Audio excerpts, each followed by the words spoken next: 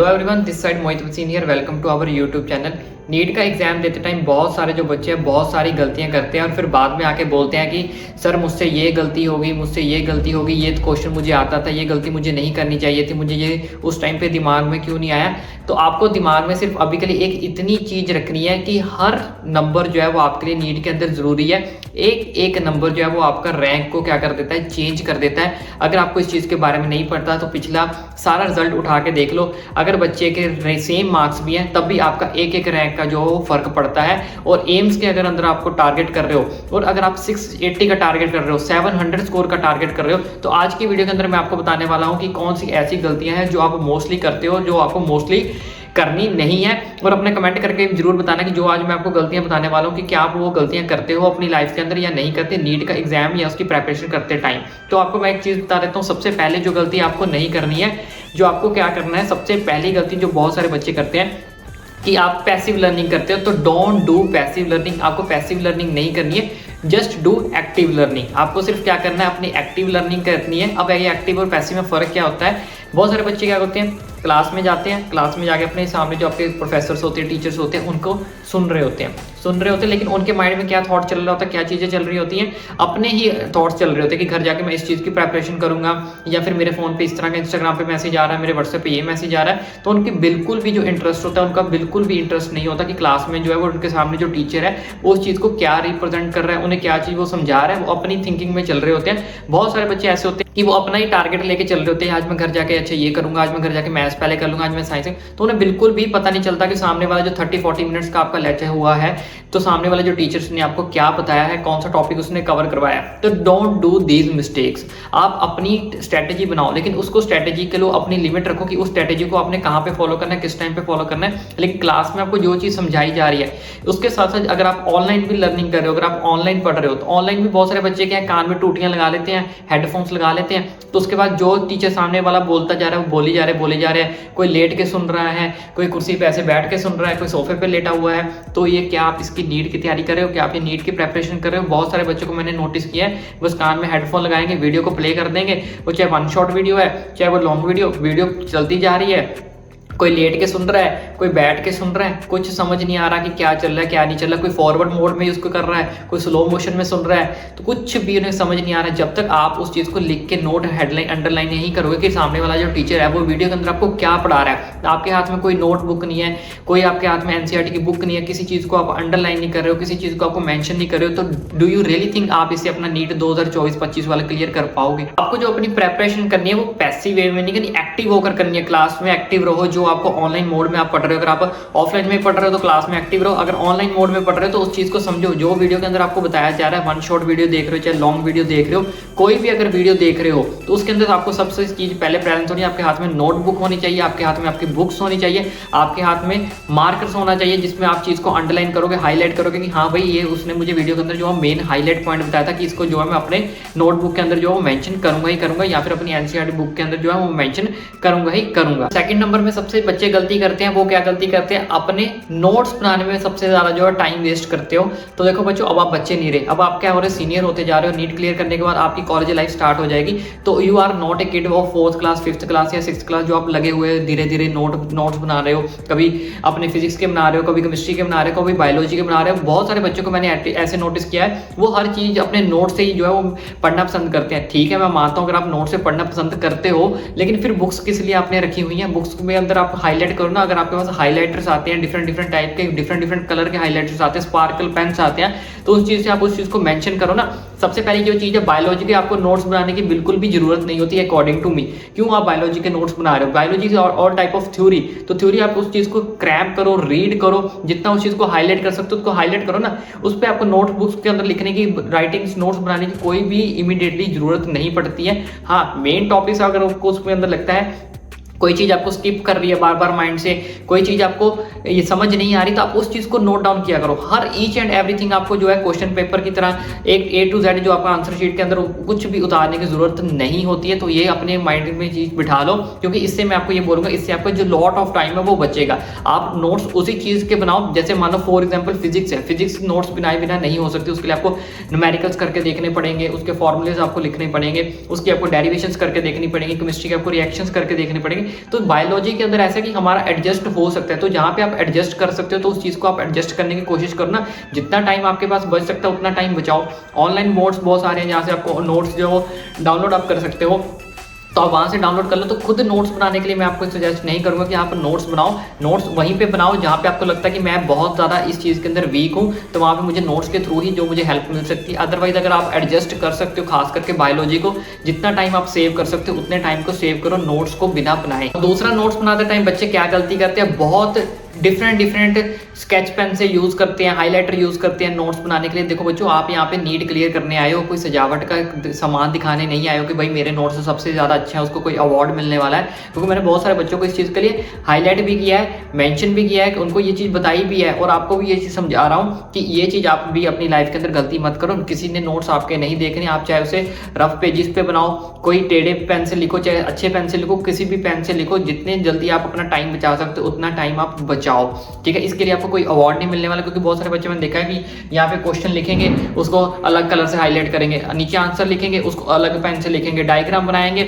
उसके सारे नेम को डिफरेंट कलर से हाईलाइट कर देंगे। भाई आप इतना टाइम क्यों कर रहे हो? बस नोट्स ऐसे बनाने चाहिए जो सिर्फ आपको समझ आए, कोई थर्ड पर्सन को आए ना आए उससे कोई लेना देना नहीं। कोई अगर आपके नोट्स आके देख भी रहा है, उससे आप ये थोड़ी देखना कि उसने आपको आगे कोई अवार्ड दे देना कि भाई तूने इतने अच्छे नोट्स बनाए तो ये ले भाई तू फर्स्ट प्राइज, तू नीट में फर्स्ट आ गया। तो ऐसी गलती बिल्कुल भी मत करो। नोट्स बनाओ, लेकिन लिमिटेड नोट्स बनाओ, और कोई भी सजावट करने की आपको जरूरत नहीं है। वही नोट्स, ऐसे नोट्स बनाओ जो सिर्फ आपको समझ आ सके और सिर्फ आपका जो टाइम बचा सके। तो तीसरी जो गलती है जो बहुत सारे बच्चे क्या करते हैं, skip the topics and slow revision. पहले क्या करते हैं, अपने जो कोई फर्स्ट टाइम आप जो चैप्टर्स कर रहे हो, मान लो आप बायोलॉजी का फर्स्ट टाइम जो कोई चैप्टर रिवाइज कर रहे हो, उसको लर्न करने की कोशिश कर रहे हो, उसको समझने की कोशिश कर रहे हो, तो बहुत सारे बच्चे क्या करते हैं, जैसे ही वो चैप्टर्स आता है तो उसके अंदर अगर उनको कुछ चीज डिफिकल्ट लगती है, वो चीज हार्ड लगती है, तो बहुत सारे बच्चे सोचते हैं उसको स्किप कर देते हैं, सर्कल कर लेंगे या फिर उसको क्रॉस कर देंगे कि ये जो टॉपिक है अभी मेरा पेंडिंग है, जब मैं रिवीजन करूंगा इस चैप्टर की तब मैं इस टॉपिक को जो वो कवर कर लूंगा। फिलहाल के लिए मैं इस टॉपिक को क्या कर देता हूँ, छोड़ देता हूँ। ऐसे छोड़ते छोड़ते फिजिक्स के अंदर बहुत सारे बच्चे कितने टॉपिक छोड़ देते हैं, केमिस्ट्री के अंदर टॉपिक छोड़ देते हैं। मान लो आपने हर चैप्टर के अंदर दो टॉपिक भी छोड़ दिए, तो आप कैलकुलेट कर लो, सब सारे चैप्टर्स को मिलाकर फिजिक्स, केमिस्ट्री और बायोलॉजी को मल्टीप्लाई 2 कर लेना, जितने भी आपने चैप्टर्स के हिसाब से अपने टॉपिक छोड़े हुए हैं। मिनिमम मैं एक एवरेज लेके चल रहा हूँ, अगर आपने दो टॉपिक्स भी छोड़े हुए हैं तो कितने ज़्यादा टॉपिक्स आपने जो अभी तक आप स्किप कर चुके हो। और बहुत सारे बच्चे क्या करते हैं, फिर उसको क्या कर देते हैं, पोस्टपोन कर देते हैं कि जब मैं रिवीजन करूंगा तब मैं ये जो बचे हुए टॉपिक्स है जिसको मैंने हाईलाइट किया, जो मेरे को समझ नहीं आ रहे हैं, या फिर मैं इनको बाद में कर लूंगा, ये मेरा टाइम वेस्ट कर रहे हैं, कुछ भी एक्सक्यूज लगा के उन टॉपिक्स को हाईलाइट करके क्या देते हैं, नेक्स्ट टाइम के लिए क्या कर देते हैं, पोस्टपोन कर देते हैं कि जब मैं रिवीजन करूंगा तब मैं इन टॉपिक्स को कर लूंगा। आप भी जो इस टाइम पे वीडियो देख रहे हैं, आपकी ने भी ऐसे कुछ ना कुछ टॉपिक्स को बेशक जरूर हाईलाइट किया होगा कि इस टॉपिक्स मेरे से नहीं हो रहे, आपने उस टॉपिक्स पढ़ने की कोशिश की होगी। कुछ टॉपिक्स ऐसे होंगे जिनका सिर्फ आपने हेडिंग पढ़ा होगा, नाम पढ़ा होगा, और वहीं से आपने समझ लिया यार ये टॉपिक मेरे बस का नहीं है, इसको मैं बाद में करूंगा, रिवीजन में करूंगा। तो जब आती है रिवीजन की, तब आप क्या करते हो, स्लो रिवीजन करते हो, स्लो रिवीजन करते हो। यार ये एक पेज आज हुआ, फिर 2 पेज हुआ। बहुत सारे बच्चों के माइंड में चीज बैठ जाती है, यार मैं ये चैप्टर में ऑलरेडी पहले कर तो चुका हूं। तो बहुत सारे बच्चे क्या करते हैं, धीरे धीरे उस चीज के लिए ऊपर लगे रहते हैं। भाई धीरे धीरे क्यों लगे, वो आपको नीट क्लियर करना है, आपके पास टाइम की कमी है। यहाँ पे नीट्स की जितनी मर्जी बुक्स उठा लो, आपके पास बिल्कुल भी टाइम नहीं है, उन बुक्स को क्लियर करो। तो आप स्लो रिवीजन में क्यों करने के लगे हुए?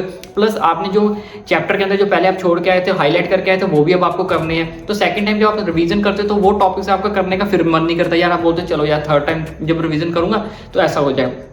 ये एक फैक्ट है, सच बता रहा हूँ। पहले टाइम आपने उस टॉपिक्स को स्किप किया, सेकंड टाइम जब रिवीजन का आएगा उस टाइम भी आप वो टॉपिक्स नहीं करोगे। क्यों नहीं करोगे? क्योंकि आपको लगता है यार कोई बात नहीं, अभी और टाइम है, थर्ड टाइम जब रिवीजन करूंगा तब भी वो चला जाएगा। फर्स्ट टाइम भी वो आपको डिफिकल्ट लग रहे थे, सेकंड टाइम भी डिफिकल्ट लगे। बहुत कम चांसेस है, बहुत कम स्टूडेंट ऐसे हैं जो उन टॉपिक्स को क्या कर रहे होंगे, उस टाइम पे सॉल्व कर रहे होंगे। अदरवाइज हर बच्चा उस टॉपिक्स को क्या करता जाएगा, पोस्टपोन करता जाएगा। आज नहीं नेक्स्ट मंथ कर लेंगे, नेक्स्ट टाइम नहीं, जब रिवीजन होगी तब कर लेंगे, चलो इस चैप्टर के जब टेस्ट होगा तब भी मैं टॉपिक्स को कवर कर लूंगा। तो डोंट डू मिस्टेक्स, ये सारी दीज मिस्टेक्स को मत लाओ अपनी लाइफ के अंदर। कभी भी स्लो रिवीजन नहीं करनी है और कभी भी अपने टॉपिक्स को स्किप नहीं करना है। अगर स्किप उसी टॉपिक करो जो बहुत ज़्यादा आपको हार्ड लग रहा है, जिसके आपको लगता है हाँ नहीं यार ये टीचर की हेल्प से होगा, या फिर इसको मैं लॉन्ग टॉपिक है इसके लिए मुझे थोड़ा टाइम ज़्यादा चाहिए, तो ऐसे टॉपिक्स को आप स्किप कर सकते हो। लेकिन हर चैप्टर के अंदर हर टॉपिक को स्किप करना बहुत बुरी बात है, क्योंकि कई बच्चों की आदत भी होती है कि 10 टॉपिक्स है तो 10 में से 6-7 टॉपिक्स ही करने हैं, 2-3 टॉपिक्स को वैसे ही स्किप मार देते हैं। तो ऐसे गलतियां ना करें। एंड द नेक्स्ट मिस्टेक जो बहुत सारे नीट एस्पिरेंट्स करते हैं, not revisiting the chapters of biology, physics and chemistry. बहुत सारे बच्चे ये गलती करते ही करते हैं। मान मान लो आप बायोलॉजी की रिवीजन कर रहे हो, तो बायोलॉजी के अंदर बहुत सारे चैप्टर जो ऐसे हैं वो जो बच्चों को ईजी लगते हैं, तो ईजी लगने की वजह से बच्चे क्या करते हैं, उसको फटाफट क्या कर लेते हैं, अच्छे से करके उसको छोड़ देते हैं। तो आफ्टर सम टाइम यानी कि 1 मंथ बाद, 45 डेज बाद या 45 डेज बाद उन चैप्टर का जब आपका टेस्ट होता है, या फिर आप उनको क्या करते हो, चलो अब बहुत दिन हो गए ये चैप्टर नहीं किया मैंने, 40 डेज पहले ये चैप्टर किया था, अब मैं इस चैप्टर को क्या कर लेता हूँ, रिवाइज कर लेता हूँ। उसके अंदर से बहुत सारे जो टॉपिक्स है वो आपके माइंड से गायब हो चुके होते हैं, तो जिससे बच्चे जो है वो घबरा जाते हैं, अरे बाबा रे अब तो मुझे ये सारा का सारा चैप्टर जो है वो दोबारा से रिपीट करने वाला होगा, रिपीट करना ही पड़ेगा। तो ऐसी गलती आपको कोई करने की जरूरत नहीं है, आपको कोई भी चैप्टर दोबारा से रिपीट करने की जरूरत नहीं पड़ेगी। आप सबसे पहले क्या करो, उनके जो एमसीक्यू है, ठीक है, उनसे स्टार्ट करो आप एमसीक्यू से। एमसीक्यू आपको धीरे धीरे सॉल्व करते जाओ, स्लो लेवल से कर लो। अगर आपके पास लगता है कि ये मेरे पास बहुत सारे आपके पास एमसीक्यू अवेलेबल होते हैं एक चैप्टर के, तो अगर आपको लगता है कि यार पहले मुझे ये पीडीएफ कर लेनी चाहिए, फिर उसके बाद ये पीडीएफ कर लूंगा, फिर ये पीडीएफ कर लूंगा, तो इस हिसाब से अपने हिसाब से आपने कोई भी एक पीडीएफ जो उठा लेनी है उस चैप्टर की, उन पीडीएफ को सॉल्व करके देखो, उन क्वेश्चंस को रीड करके देखो। अगर आप उन पीडीएफ को सॉल्व कर पा रहे हो और उन क्वेश्चन का आपको समझ लग रहा है कि इस क्वेश्चन के अंदर क्या मीनिंग पूछा है, क्या क्या आपको ऑप्शन दिए गए हैं, और अगर आप उनको सॉल्व कर पा रहे हो, तो इट मीन्स आपको चैप्टर दोबारा से रिपीट करने की जरूरत नहीं है। हाँ, अगर आपके एमसीक्यू करने में आपको दिक्कत आ रही है, बहुत ज्यादा आप लोड फील कर रहे हो, आपको कुछ भी समझ नहीं आ रहा जो आप एमसीक्यू कर रहे हो, बहुत ज्यादा आप नेगेटिव में जा रहे हो, तब आपको चैप्टर को दोबारा से रिपीट करो और टॉपिक्स को दोबारा से उस चीज को हाईलाइट करो। और उसके लिए मैं आपको सजेस्ट करूंगा आप वन शॉट वीडियो देख लो, ठीक है, वन शॉट वीडियो देख लो दोबारा से, आपका उसका टाइम भी आपका बच जाएगा और दोबारा से आपको पूरा चैप्टर खुद से रिपीट करने की जरूरत नहीं पड़ेगी। क्योंकि खुद से रिपीट करोगे तो बहुत ज़्यादा बोरिंग फील होता है, ऑकवर्ड फील होता है, यार अभी तो चैप्टर किया था, तो उस टाइम पे इतनी मेहनत की थी और 40 दिन में ये चैप्टर जो माइंड से वॉश हो गया। तो don't do this mistake, just solve the PDF, MCQ पढ़ो, क्वेश्चन आंसर्स पढ़ो, और अगर फिर भी आपको लगता है तो वन शॉट वीडियो देखो। इतना सब करने के बाद भी अगर नहीं हो पाता है तब आप चैप्टर को रिपीट करो, अदरवाइज 90% चांसेस है कि ये 2 चीजें करने से आपका जो पूरा का पूरा चैप्टर वो दोबारा से आपके माइंड में बैठ जाएगा। And the next point is internal motivation. जी हाँ, जब तक आप खुद के अपने माइंड में अपने इंटरनल मोटिवेशन नहीं लेके आओगे, तब तक आप जितनी मर्जी वीडियो देख लो, किसी की वीडियो देख लो, बड़े बड़े यूट्यूबर की वीडियो देख लो, मेरी वीडियो देख लो, अपने क्लास के लेक्चर्स देख लो, किसी भी क्लास का कोई अगर आपको टीचर समझा रहा है आप उसको समझ लो, खुद के माइंड से पूछो, लेकिन जब तक आपका खुद का दिल, खुद का माइंड नहीं बोलेगा कि नहीं भाई मुझे नीट को क्रैक करना ही करना है, चाहे कुछ भी हो जाए, मुझे ये कॉलेज के अंदर एडमिशन लेनी है, ये कॉलेज मेरा टारगेट होगा ही होगा, मुझे इस रैंक तक पहुंचना ही पहुंचना है, ये मेरा सेफ स्कोर होगा ही होगा, तो जब तक आप खुद का दिल आपका ये सब चीजें नहीं बोलेगा, तो आप जितनी मर्जी किसी की मोटिवेशन सुन लो, मोटिवेशनल वीडियोस देख लो, आपके ऊपर जो किसी भी तरह का जो वो असर नहीं होने वाला। तो इसलिए सबसे पहले आप अपने दिल को बनाओ, दिल को समझाओ, दिमाग से समझाओ, उसे दिमाग की सुनो, तो उसको बोलो कि नहीं भाई ये मेरा टारगेट है, उस चीज को उसको उसका गोल बताओ कि नहीं भाई ये हमारा गोल है, हमने इस गोल को 2024 के अंदर इस चीज को अचीव करना ही करना है, चाहे कुछ भी हो जाए। और दूसरी सबसे बड़ी गलती बच्चे क्या करते हैं, जब भी बच्चे टेस्ट देते हैं तो टेस्ट के अंदर क्या करते हैं, सबसे ज्यादा नेगेटिव फील करते हैं। कुछ बच्चे तो ऐसे होते हैं यार ये क्या दूसरे दिन ही टेस्ट रख लेते हैं। देखो बच्चों, टेस्ट आपको आपकी कैपेबिलिटी बताता है कि आप कहाँ पे एग्जिस्ट कर रहे हो। तो बहुत सारे बच्चे क्या टेस्ट दे दे के क्या करते हैं, बोर फील होते हैं, या फिर टेस्ट में आए हुए मार्क्स से क्या करते हैं, डीमोटिवेट हो जाते हैं। अब डीमोटिवेट होते कैसे वो भी मैं आपको बता देता हूँ। डीमोटिवेट कैसे होते हैं, मान लो आपके मार्क्स अच्छे नहीं आए टेस्ट में, मान लो फिजिक्स में अच्छे नहीं आए, बायोलॉजी, तो बच्चे सोचने लग जाते हैं यार बहुत कम मार्क्स आए हैं, हाय मैंने क्या गलती कर दी, मैंने रिवीजन तो की थी। भाई तुम ये क्यों सोच रहे हो कि तुम्हारे मार्क्स अच्छे नहीं आए, क्यों तुम डीमोटिवेट हो रहे हो? तो उससे क्या तुम्हारे आने वाले 2-3 दिन ऐसे सोचते निकल जाएंगे, भाई यार पिछला टेस्ट अच्छा नहीं हुआ था, इस बार क्या करूंगा, इस बार भी अगर टेस्ट अच्छा नहीं हुआ, तो तुम्हारा सारा का सारा जो फोकस है, सारा का सारा जो ध्यान है वो सिर्फ टेस्ट पे लगा हुआ है कि टेस्ट में इतने मार्क्स आए। भाई तुम्हारा माइंड इस पे क्यों लगा हुआ है कि तुम्हारे टेस्ट में मार्क्स इतने आए, इस पे क्यों नहीं लगा कि उसमें जो टेस्ट मैंने दिया उसमें मैंने क्या क्या गलतियां की है, मेरे नंबर कटे तो कटे कहाँ पे, उस चीज पे फोकस करो ना। लेकिन आपका फोकस उल्टी जगह होता है। उल्टी जगह कहाँ पे होता है कि मेरे इतने नंबर कम आ गए, भाई मैं तो इतना पढ़ा था। तो बहुत सारे बच्चे जो है मिस्टेक करते हैं। Don't do this mistake. अपने आप अंदर कॉन्फिडेंस रखा करो, अपने आप को मोटिवेट करके रखा करो कि भाई कोई बात नहीं, टेस्ट में जितने मार्क्स आने थे मुझे उससे कोई लेना देना नहीं। हाँ, लेकिन टेस्ट में जो मार्क्स आए हैं उससे मुझे कोई लेना देना नहीं, लेकिन टेस्ट में जो मार्क्स कटे हैं वो कहाँ से कटे हैं, ऐसी मुझे कौन सी गलती मैंने कर दी जिससे मेरे टेस्ट में मार्क्स कट गए, मैंने न्यूमेरिकल अच्छे से नहीं किया, मेरी कैलकुलेशन अच्छे से हुई, कौन सा न्यूमेरिकल मुझसे नहीं निकला, उस चीज को हाईलाइट करो ना। लेकिन आप उल्टा हो, आप हाईलाइट किस चीज को करते हो, आप हाईलाइट करते हो कि भाई मेरे इतने नंबर आ गए, 50 में से मेरे 20 नंबर आए हैं, 50 में से मेरे 10 नंबर आए, हाई 40 नंबर कट गए, हाई 20 नंबर कट गए, अब नेक्स्ट टेस्ट में मैं क्या करूंगा। आप नेगेटिविटी की तरफ ज्यादा सोचते हो, पॉजिटिव की तरफ नहीं सोचते। अगर आपके 20 नंबर आए तो कोई दिक्कत परेशानी वाली बात नहीं है, इट्स जस्ट ए टेस्ट। बहुत सारे टेस्ट अभी आपको लाइफ के अंदर देने हैं, तो ये सोचना कि अगर 20 नंबर आए थे लेकिन जो 30 नंबर नहीं आए वो कहाँ से नहीं आए, कहाँ से 30 नंबर मेरे कट गए, बायोलॉजी से कट गए, फिजिक्स से कट गए या केमिस्ट्री से कटे हैं, लेकिन किस क्वेश्चन से कटे हैं, किस टॉपिक से कटे हैं, कौन से चैप्टर से कटे हैं, वो चीज को मैंने कैसे जो है अपना फोकस डालना है उस चैप्टर के ऊपर, कैसे उस चीज की मुझे चैप्टर की जो है वो रिवीजन रिवीजन करनी है तो रिवीजन करने के लिए मैं आपको ऑलरेडी बोल चुका हूँ, हमेशा ट्राई करो कि अपने कम से कम नोट्स बनाओ और ऑलवेज ट्राई टू कि वन शॉर्ट वीडियो देखो, क्योंकि जो चीज़ आपके सामने होगी और हाथ में आपके नोटबुक होगी, हाईलाइट लेके बैठो, पेंसिल लेके बैठो, उस चीज़ को मेंशन करो जो चीज़ आपको वन शॉर्ट वीडियो के अंदर या लॉन्ग वीडियोस के अंदर बताई जा रही है। वन शॉर्ट वीडियोस लिए देख रहा हूँ कि अगर वन शॉर्ट वीडियोस देखने से आपका अच्छे से आपको चीज़ समझ आ रही है तो सेव करो ना अपने टाइम को, क्यों आप लॉन्ग वीडियोस के ऊपर डिपेंड हो रहे हो। तो अगर शॉर्ट वीडियो करके आपका सारा कुछ हो रहा है तो watch all over short videos. Hope आपको ये वीडियो अच्छी लगी हो। वीडियो अच्छी लगी तो कमेंट करके जरूर बताना इसमें से कौन कौन सी गलतियां आप करते हो, और इस वीडियो को ज़्यादा से ज़्यादा शेयर करें अपने ग्रुप के अंदर। नीट 2024 जितने भी बच्चे देना चाहते हैं सबको ये तक वीडियो पहुंचाओ,